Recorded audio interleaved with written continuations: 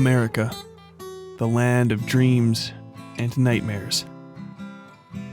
It's a place where you can sometimes wake up a different person, or less or more of a person than you were yesterday. It's a big, flat expanse of disagreements and vendettas, sandwiched between two great mountain ranges and the vast oceans beyond. It's a land of deities and demons, great tragedies and little triumphs. Too dangerous to live in, too beautiful to leave, and home to all else the greater world doesn't want. It's on the great plains of this country where we resume our story. The tale of a young person named Alex who is traveling across this country to the resting place of a barely known father. The hope is to find some deeper understanding of self through this visitation, but the paths ahead are riddled with pitfalls and parties of a dubious nature. Marks have been set into flesh that leave the scent of blood to linger on the wind, drawing forth a greater evil from the depths of the American Heartlands, a thing beyond reckoning, which must be faced in time. But before all that, let me remind you that today's story is the second part of a 4-part series. My suggestion is that you return here after enjoying part 1, but there's no worries if you'd like to listen out of order. We here at the Westside Fairytales sometimes eat our dessert before dinner as well. Now, on to our monthly recommendations. This month's random horror recommendation is Francis Ford Coppola's 1979 opus on the Vietnam War, Apocalypse Now. The film follows Captain Willard, Martin Sheen, on a journey through the heart of war itself as he travels upriver through Vietnam and then Cambodia to find, and possibly terminate, a rogue American Army officer named Colonel Kurtz. For those of you who are hesitant to watch a war movie, don't worry, this really isn't much of a war movie. It's a film with no good or bad guys where the gray moralities of extended conflict rot away at the hearts and minds of all involved. This decay is paralleled in the deteriorating mental state of the main character and his inevitable confrontation with Kurtz in the movie's climax. It's a film I really can't recommend enough, and I'm sure most of you would enjoy it if you gave it a chance. It's streaming right now too, so it shouldn't be too hard to get a hold of. This month's book recommendation is the 2001 novel American Gods by Neil Gaiman. Continuing the theme of travel story recommendations for the duration of Tota Americana, this story details the journey of a man named Shadow across America as the newly appointed bodyguard of a mysterious and somewhat magical man named Mr. Wednesday. The loose purpose of Wednesday's trip is to visit old acquaintances throughout America, all of whom Shadow discovers are the fading incarnations of old-world deities like Egyptian, Norse, or Greek gods. These folks have found themselves at odds with the gods of the New World, things like money, power, and the internet. The real heart of the story is the battle between old and new, and the self you find when you finally come to terms with your past, your present, and your future, amongst other things. As with most Gaiman books, it's not terribly long, and it's very easy to read. I burned through it in something like a week, and I'm sure you'd love it if you gave it a chance. And if you're looking for a great way to listen to this book, the way you listen to my stories here, then stick around for a great offer later in the podcast. Now, without further ado, today's story, Tota Americana, Part 2.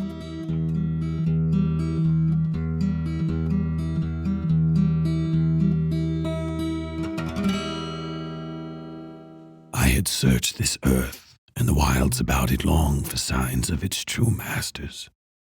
And so I found them on a path of darkness that wound through the forest of the mind.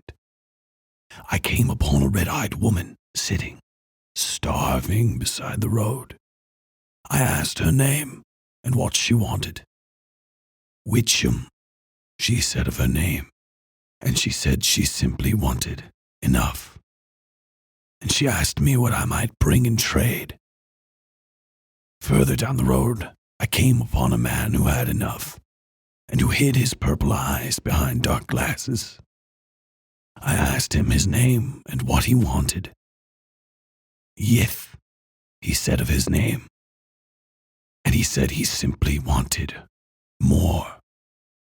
And he looked into my heart and told me what I desired and offered me a gamble to have it. I left these two behind me and came upon twins playing in the dirt. The boy on the left smiled wide at me, his green eyes shining, and the girl on the right merely frowned and bent herself more intently to her work. My name is Zolgroth, the girl said without my question, and I want to be left to my work. And I saw her muddling in the dirt, scrawling patterns of infinite complexity and reducing them until they became as nothing. But before she could finish, her brother kicked the pattern to pieces, and she began another. He grinned at me and left the path, though I could still feel him there. My brother's name is Isbuk, the girl answered on his behalf. And he desires for my game to never end, lest he become bored. I left this girl to her thankless toiling. I found myself at the end of the path, which was also the beginning, and there stood a great column of black marble, and on that marble lay engraved the signs of the 5, and before it, in the dust and dirt, sat the 5th, the last and forgotten god.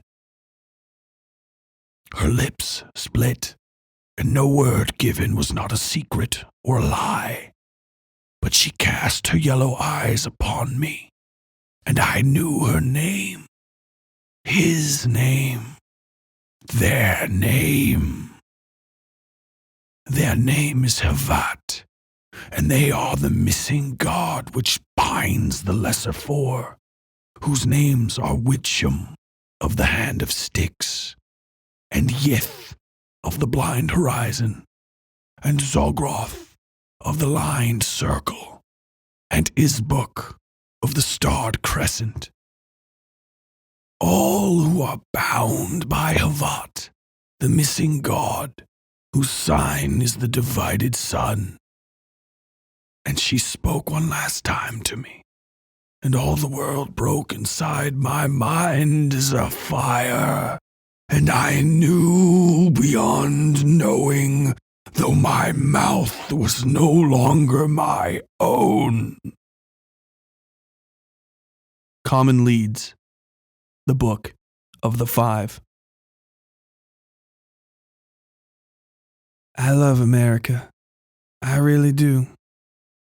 Not many people agree with that statement, and I heard some damn fair arguments against that mentality in my time, but I just can't help myself. I've seen most of it, and generally, the good outweighs the bad. I won't try to convince you. It's just sort of something you gotta come around to on your own, if you ever do. The first time for me was a couple months after I left Cincinnati. Hunger drove me down off the rails into a farmyard in Brimfield, Illinois. I negotiated a few dollars, a meal, and a straw tick and a hayloft for a week's worth of work clearing the woods near the farm. The guy that hired me, a red-faced drunk named Ernest Neggett, said that was about usual for kids coming down off the rails. Adults got more, he said, but they had to find lodging off his land.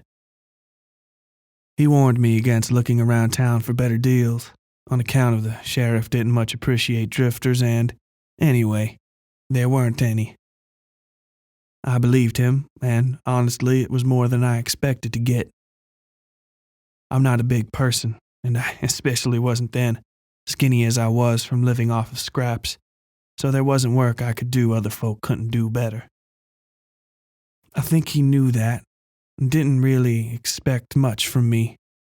Maybe he saw taking me on as a way to keep an eye on someone who might otherwise steal what they needed. I don't know, but I worked as hard as I could, and he respected that. I stayed on about a month and a half longer than I expected. until he tried to make a pass at me at dinner one evening. It wasn't anything gross or even unexpected, once he found which side of Alex I swung to in a biological sense, but I declined, and it made things awkward, so I left. I hitched into Peoria with $25 in my pocket and maybe a few more pounds on me than when I'd arrived. I bought shoes, respectable traveling clothes, and a night in a hotel without spending even half the money. My father's death remained on my mind, however, and before I knew it, I was on a Greyhound south toward St. Louis and then west, heading for Kansas. I got a burger and fries in a no-name town out there in the great flat expanse of Middle America. Saying the place was inside the town was generous, really. The town itself was nothing more than a few white box buildings a mile down the road. All the rest of everything was rolling green and gold, prairie grass and the occasional brown stubble of rock. For all our efforts to tame this land, we hadn't managed to do much of anything to this place, but put a road on it. There was, still is, power out there in those big, lonely parts of America. It's not a thing with a name that can be parsed, discussed, and written out in fairy tale terms. It's fresh wind and raw, healthy dirt, and all the things, vicious and meek, that grow out of it to walk the land. The ideas that come when you realize you're in a place where you can do anything, think anything, be anything, and those freedoms are so visceral and real that to lose them would be to lose something more precious than blood or bone. That maybe you don't need people, that you can be a raw and wild thing out there in the expanse, living by the strength of your hands and mind, by the courage of your own convictions. It was a moment I had, chewing through that pure Americana of yellow cheese and ground and flame-grilled beef, where I suddenly knew who I was. I knew who I could be, and that maybe I didn't have to be a girl named Alex, or even a boy named Alex, if I didn't want to. I could be a little bit of both or neither at all, and damn anybody who told me otherwise. If they thought they could tell me who I was, and I didn't know who they might be, at least not then they could march their hairy asses out here to where there wasn't anywhere to hide from God and see what he had to say about it. See if he could even talk anymore to begin with, or if he cared to. I thought about my dad going out every day with the other G-men to scour all this empty earth for the few bad seeds daring to plant themselves. I thought of him dying for it in the nowhere town I was heading to down the line.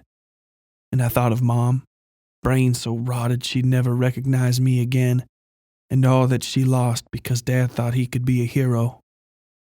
And what she'd never have had if he didn't think he could be a hero and was just like anybody else. People who only wanted the lights to come on when they hit switches.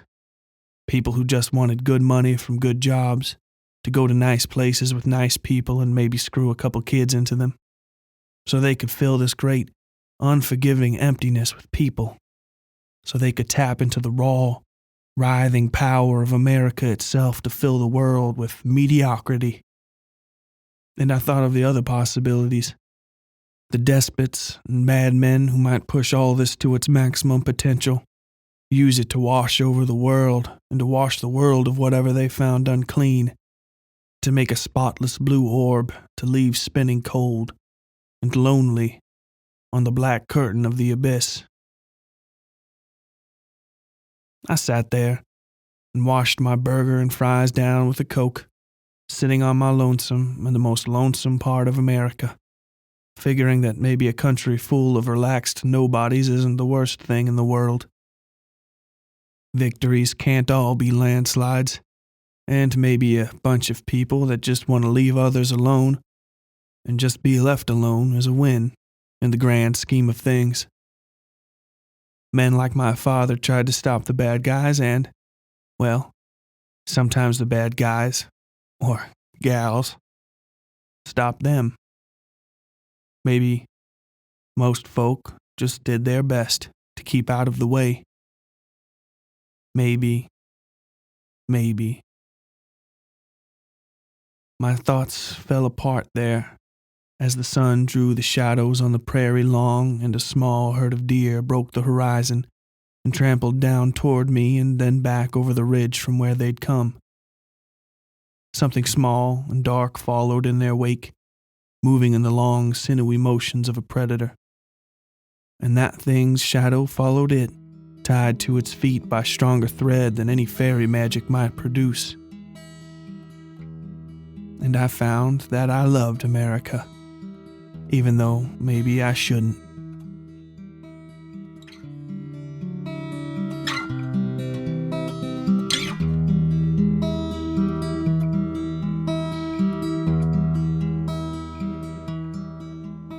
Hey everybody. If you're listening to this, then I know you're a fan of original storytelling on an audio platform. That's why I'm proud to say this podcast is brought to you by Audible, where you can get access to the largest selection of audiobooks on the planet. This podcast literally wouldn't exist if I hadn't been listening to Audible on the drive to work every day and thought to myself, this is a great way to experience stories and maybe I should try my hand at it. You can get access to this month's recommended book, Neil Gaiman's American Gods, right now at audible.com/WF or by texting WF to 500-500. Signing up for Audible gets you one free audiobook and access to 2 Audible originals every month, so go to audible.com/WF today. There's never been a better time to start listening on Audible.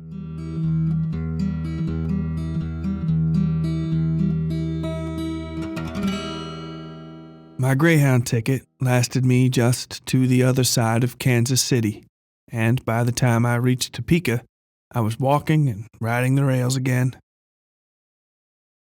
I got a feel for the storm clouds before they found me. Out on the plains, the thunder comes in on sweet-smelling wind, waves of cold air knocking down every blade of grass for miles. Your hair stands up before that first crack, and then boom, here comes the lightning. I ducked and covered for days, beating feet from shelter to shelter and sometimes walking through blackout storms, guiding myself by the faint white afterimage of the highway dividing line, floating before my eyes after a lightning strike. Not a soul on the road for days then, and the few towns I stopped in seemed dead, but for the diners and dives. I tucked recyclables I found on the roadside into my pack to cover a meal here and there, a night out of the rain. Kindness was in short supply out there in the sticks, that deep part of America. It's out there that you get the pulse of the nation, you know, and folks were scared right then about a lot of stuff. Men with their fingers on buttons, men with a mind to stand up for themselves, men standing up for their right to not have to stand up for anything at all. I didn't have much to do with any of that, but meanness came my way anyway. Strange boy, as I was then, found little love out there on the road, less on the rails. I had as much luck as I didn't getting on and off out there in Kansas. Railway police always close by with flashlights, and the men and women I found riding the rails had been scared mean by ill treatment. I got kicked in the face so hard I chipped a tooth outside of a town called Marlow that, as far as I know, doesn't even exist on the maps they sell these days. I've tried to find it since, for my own reasons, but no luck.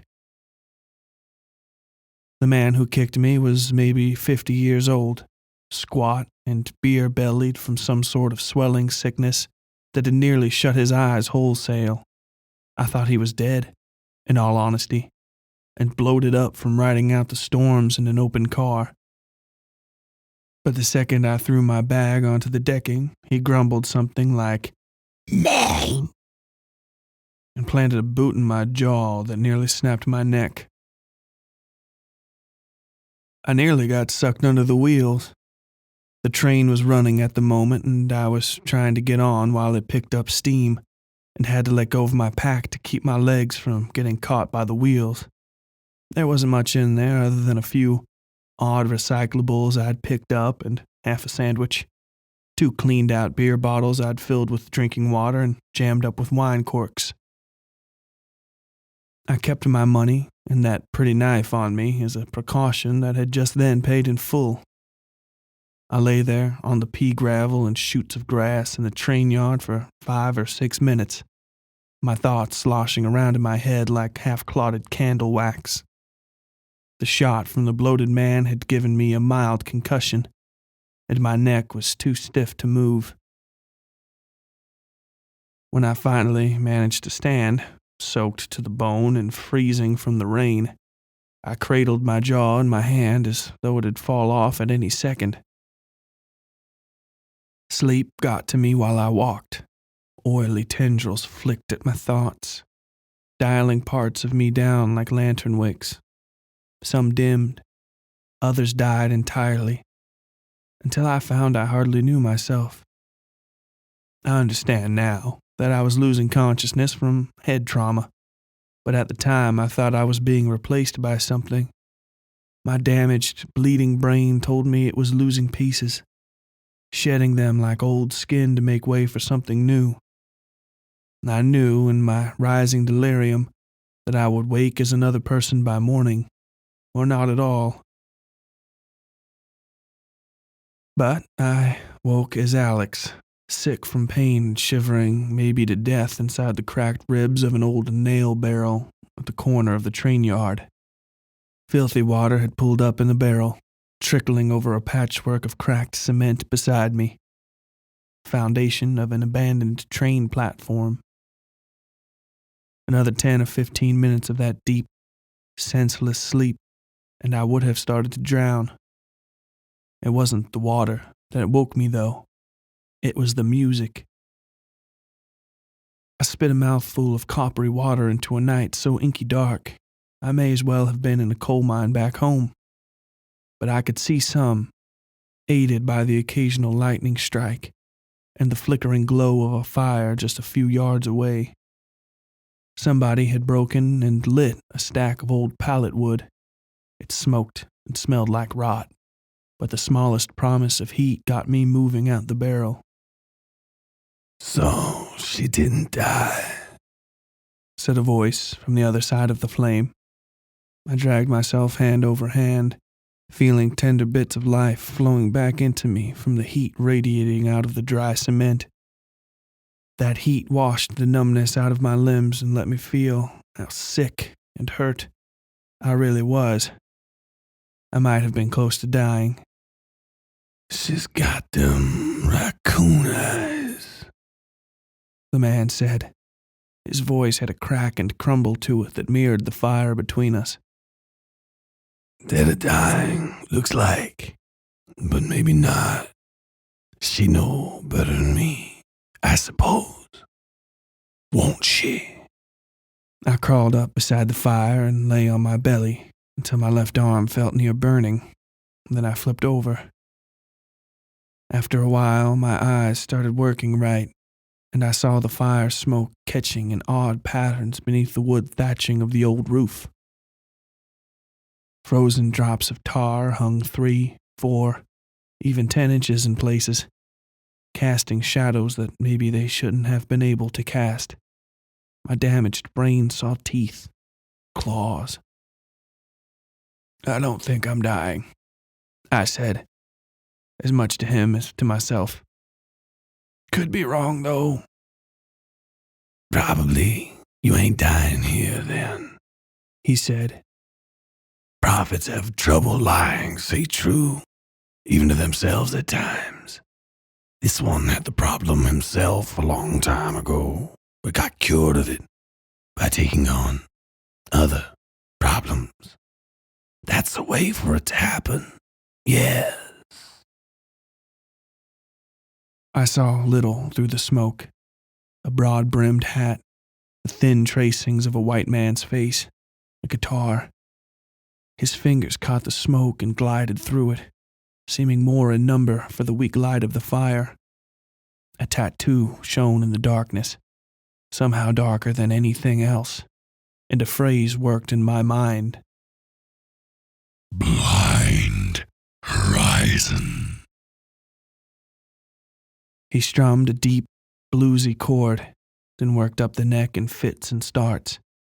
The effect was a song almost without rhythm, or with many rhythms that echoed in my head like the aftershocks of my own concussion. Got a trade for you, he said. Come by it honest, so it's a value I want in trade. He leaned over the fire, still working chords and scales into the strings, and I saw his eyes. They'd been a man's eyes, were still set into a man's face, but the irises were torn so that they hung laced over his pupils like pale blue nets. Those nets still lived, too, and stretched and writhed as he looked me over. I looked back up to the roof. What? I asked. I ain't got much, and what I have I'm not keen on parting with. A little something you ain't. He hit an ugly chord, and the melody fell apart in his hands. He cleared his throat. No. This one seems you've been touched by something a little darker than sits at this table. Claim's been made. This one doesn't need more folk following him around. Hands out. I raised my finger to the cut the puppet girl had left beneath my eye. It had healed ugly, a thick bit of purple scar you could see at a distance. What's that you're playing? I asked. No words to put upon it, he said, the rhythm flickering back to life. Some sounds like this live in the world, but the marriage has yet to happen that'll bear the child. Then they might know it by what it is, but until then, it's just mine. Until the trade. Are you going to kill me? I asked. And eat you? No, he said. Nor take from you either.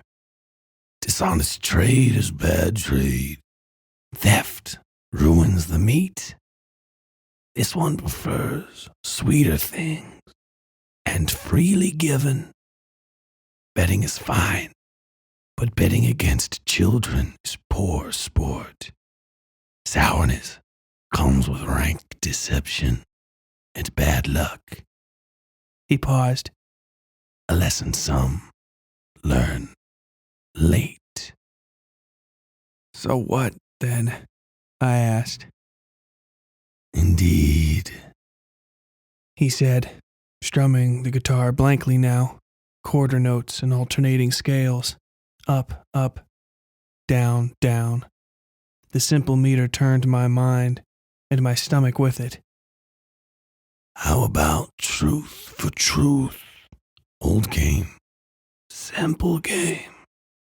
Fine, I said. You first. What is your stake against a falsehood? He asked. Whatever little thing you want, I said. The world swam and I felt sick again. It was no stretch to say I didn't think I would ever see morning. I thought that maybe I wasn't even awake, talking to this odd man, but instead drowning to death peacefully back in the barrel. High stakes, he said. Anything I lose will be the death of me, I said, the words only somewhat my own.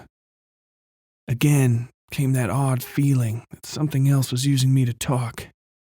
I think the man felt it too, because he shuddered and the music stalled as he regained himself. Fair, he said.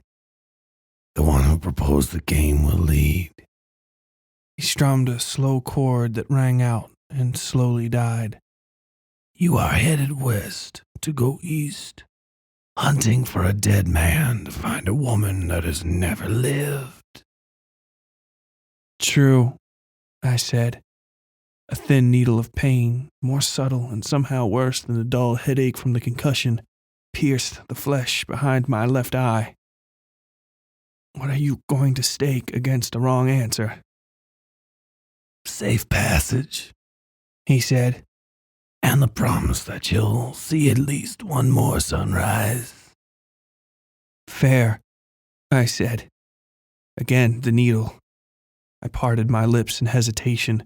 Then a force unlike any I'd ever known pushed my teeth apart, worked my jaw like a sock puppet.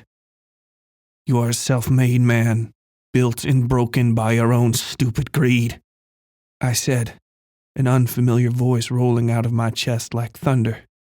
The man struck a sour chord, and I saw his shattered eyes glaring at me. Betrayed by family. Family betrayed, fingers blackened by addiction's sugar. Chew, He said, his fingers working the guitar again. His voice was clipped, raw. gathering winds will flutter your sails, but your ship will never float. And death will find you before you ever find your father. I had no clue what he meant in the slightest, but a single, golden word formed in my throat. True, I said, and I knew it was, if not why. The thought of dying before I reached the place where my father died weighed on me heavier than I thought it might.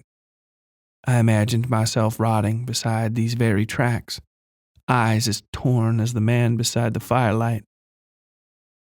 The needle pressure built into a spike that threatened to turn my brain to jelly. Blood welled from my palm where my fingernails had cut into the skin. I saw the voice this time, the one that didn't outright belong to me. A set of golden teeth hovering in a haze of cloud. 2 rings of mismatched molars and incisors that belonged to no human mouth, violently smashing against each other. My mouth worked in sympathy with this dream maw, and I spoke. Before the 5, your name is 9 fingers, I said, and he stopped playing entirely, his pick hand hanging out in space. I saw then that he wasn't using a pick, but his own thick, black fingernail. He used all his fingers to play, save his missing pinky finger, which ended in a stub just past the knuckle. Every other fingernail was just as long and thick and black as the thumb. but you are stained cheaply and self-marked, I continued. sworn to one and declared to another, wanted by neither. The voice barreled out of my chest like golden fire, scorching my throat and radiating out of my eyes and nose and ears. The spike behind my eye felt like a stake now, horned with splinters and being hammered by a mallet right through my brain. My body seized with every word, my arms tucked up against my sides in tiny fists. Your name is stolen and will be stolen and stolen again. I said. Every soul who finds your voice will speak with it more beautifully than you were ever capable, adding to it and changing it so that it will be as though you never were at all. There will be no unbroken line that leads to you, no memory of you save for in the book of the 5th, the book of the forgotten, written by the missing god. Have that, He shouted, standing and smashing the guitar into the concrete floor. Fragile wood burst into splinters that rained down over me, and he flung the corpse of the thing into the night. Lightning followed, and silence. No thunder. I lay on the ground, teeth chattering like those of the thing I'd seen. The floating mouth. True. He whispered eventually. He strode over top me, and I could see him better now, though there was not much more to see. He was a man, and, perhaps, no more than that. Something had stained his fingers in the past, torn his eyes, but little else. He glared down at me and pointed a finger at my eyes. I could only watch. Your brain will turn to jelly, he hissed. True, I said, between shuddering half-breaths. Every person you love will leave you early and take some of your heart with them when they go. True. My eyes were watering. I had chewed off the tip of my tongue, and my mouth had filled with blood. Still, I spoke clearly, blood spattering up onto my cheeks. You will have a child, a daughter, and never know her as a woman, he said, leaning over me now. His eyes were full of hate, but not for me, though I was catching the brunt of it. And if you ever set eyes on her, if you ever put her name on your tongue, that what put its mark on you will find her. It will make a toy of her before your eyes, and it will do such unto you with her body that generations will shudder in horror at the retelling of it. True, I said. There was nothing but pain now. At some point, I had wet myself. The voice in my head grew cold, distant. It had eaten something of me. I felt it. It was gone now, a chunk of me, gnawed down to the bone. The feeling passed, and I was empty again, a husk of myself. Alone. The voice would not answer for me again. The man, 9 fingers, saw this in me and smiled. Perhaps this one might help himself to you yet, he said, eyes following something I couldn't see through the night. He knelt over me, knees alongside my flanks. His teeth were yellow, even brown in some places. His face seemed familiar to me, not in a friendly way, but as though he'd been pointed out to me a long time ago. His breath smelled sweet, citrusy. You are a girl. False, I said, talking without thinking. It felt no different to me than when the voice spoke with my mouth. But there was no pain, no burning in my chest. I was alone, still. But the word came simple and clean and true. His face softened. False, he repeated, nodding and leaning back to take something from the inside pocket of his jacket. A slice of orange. False. No occasion better than now to mark this one. Make him smaller than he could ever be. False. Fine. Live then. He pushed the orange between my teeth, and I bit into it involuntarily. Sweetness, unlike any I'd ever known, filled my mouth and me, and I fell into oblivion. I woke sick and drawn the next morning, but alive. I slept on an old sleeping bag, musty from use, but warm. Dim blue daylight shone over the remnants of a ring of fire that had burned around me in the night.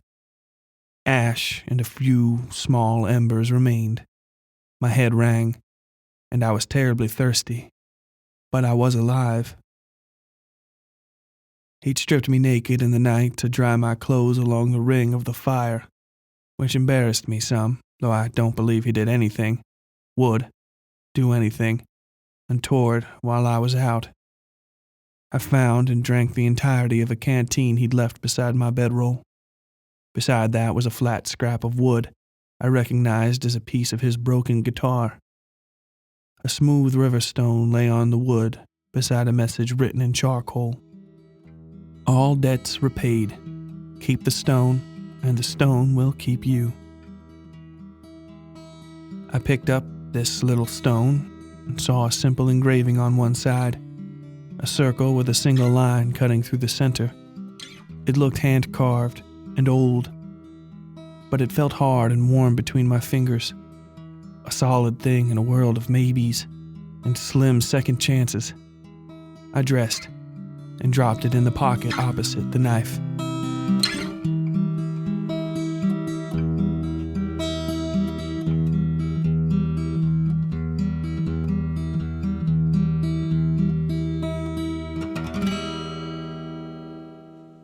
Well, folks, that was Tota Americana Part 2. What did you think? Have you ever come across odd folks, good or bad, while traveling alone out in the world? Have you ever schooled a black-fingered demon so hard he smashed his guitar over it? Let me know in the Westside Fairytales discussion group, which we call the Westside Fairytales Horror and Lit Club on Facebook. We have a regular page there under Westside Fairytales, but the Horror and Lit Club is a great place to talk with other fans about the episodes, the recommendations, and to even start up your own conversations about horror and writing and whatever else comes to mind. You can also send me a message personally at westsidefairytales@gmail.com or hop on Twitter at WSFairytales or Instagram at Westside Fairytales. If you like the show, please take a minute to rate and review us on iTunes. I read literally every comment, and it's a great way to help us rise through the ratings. We've been growing quite a bit lately, but we still have a long way to go, and that minute or so you spend on iTunes could really make the difference. If you really like the show and just want to send us some cash, then hop on over to our Patreon at patreon.com/westsidefairytales. We have tons of additional content for you to access there, basically upping your Westside Fairytales intake to 4 audio programs per month at the $5 level. For just $1, you get early access to the regular show and access to update audio where I ramble and try to get you to laugh. You'll also get early access to the Westside Fairytales Horror and Lit Club audiocast, where I go in depth on the month's book and random horror recommendations. And for those of you who aren't on Patreon and don't already know, the Westside Fairytales Horror and Lit Club podcast is coming to the main feed this month. It's going to be in addition to the normal podcast, and don't worry, it won't be replacing the Westside Fairytales or detracting from it at all. Really, it's just a way for me to connect with you guys in a more casual way so you can get to know me better. The Lit Club podcasts aren't necessary to understand the Westside Fairytales canon either, so feel free to skip them if you aren't interested, but thanks ahead of time if you decide to check them out. Next month, we're bringing you the story of a young girl seemingly trapped on a train platform in a small town in Middle America, and how Alex tries to help her, though Alex's good intentions may not be rewarded in the way you expect. So, tune in the first Friday of May for the continuation of our current story, Tota Americana Part 3. And, as always, stay safe out there. Westside Fairytales is written, read, scored, and produced by Tyler Bell. Episode artwork by Yui Breedlove. All content herein copyright 2019 Tyler Bell.